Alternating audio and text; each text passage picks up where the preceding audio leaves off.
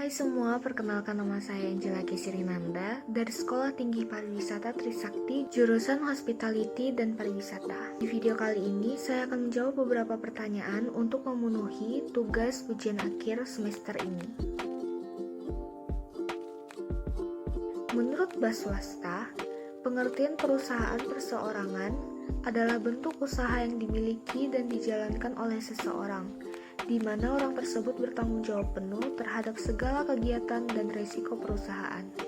Secara umum, perusahaan perseorangan adalah suatu badan usaha atau perusahaan yang dimiliki dan dikelola oleh pengusaha perorangan atau individu.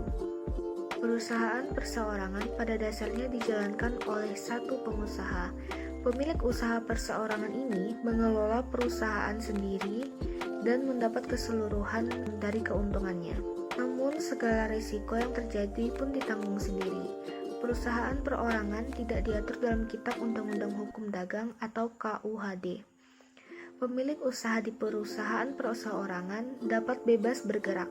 Segala keputusan dan kebijakan berada sepenuhnya pada pemilik pengusaha. Keputusan pun juga dapat diambil dengan cepat, karena tidak adanya perselisihan antara pemilik usaha dan karyawan-karyawannya.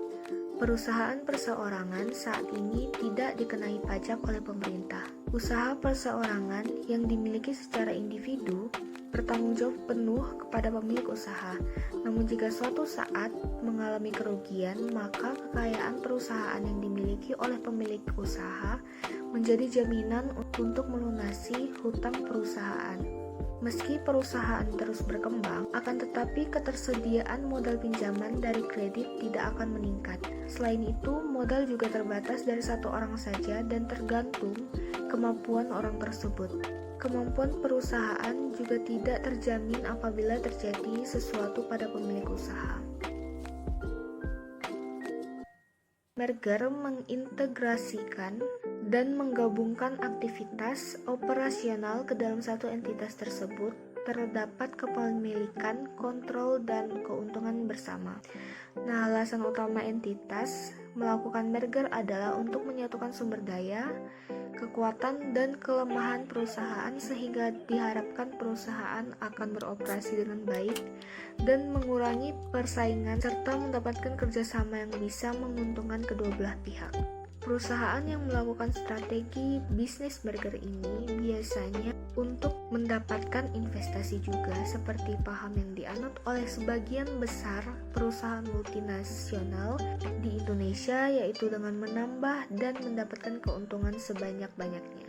Maka tujuan dibentuknya sebuah perusahaan merger adalah untuk menambah pundi-pundi pendapatan dan bersatu dengan perusahaan-perusahaan lain yang tentunya profitable. Selain itu juga dapat memperluas skala perusahaan. Saya mengambil satu contoh, yaitu dari Bank Mandiri. Sebelum akhirnya menjadi salah satu bank terbesar di Indonesia, Bank Mandiri merupakan sebuah perusahaan merger yang terbentuk dari Bank Eksim, Bank BBD, atau Bank Bumidaya, Bank Bapindo, dan Bank Dagang Negara. Keempat bank tersebut mengalami kesulitan dan krisis hingga melakukan keputusan untuk melakukan proses merger dan membentuk suatu konsolidasi. Penggabungan keempat bank tersebut menjadi sebuah bank yang saat ini menjadi salah satu bank yang terbesar dan terpercaya di Indonesia, yaitu Bank Mandiri. Sebelum itu, saya akan memberitahukan apa-apa saja manfaat kekayaan intelektual. Yang pertama adalah memberikan perlindungan hukum bagi pencipta atau penemu dengan memberikan hak khusus untuk mengkomersialkan karya ciptanya. Kedua, mendorong kegiatan penelitian dan pengembangan untuk penemuan baru di berbagai bidang teknologi. Tiga, memberikan keleluasan membuat kepada para pencipta supaya karyanya bermanfaat bagi masyarakat. Keempat, peningkatan dan perlindungan HKI atau hak kekayaan intelektual akan mempercepat pertumbuhan industri, menciptakan lapangan kerja baru, mendorong pertumbuhan ekonomi, meningkatkan kualitas hidup manusia yang memberikan kehidupan masyarakat secara luas. Dan yang kelima, memberikan perlindungan hukum dan sekaligus sebagai pendorong kreativitas bagi masyarakat agar bisa menciptakan rasa takut.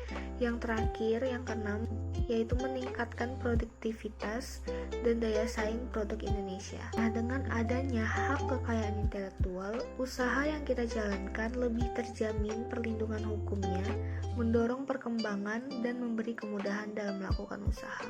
Seperti yang sudah disebutkan dalam hak kekayaan intelektual ini, jika saya nantinya memiliki usaha yang dapat berkembang dengan baik, saya buka lapangan pekerjaan baru sehingga dapat mengurangi pengangguran. Nah, itu dia jawaban saya untuk 3 pertanyaan tadi. Mengenai sumber sudah saya cantumkan dalam video dan akan saya cantumkan juga kembali di description box di bawah. Terima kasih.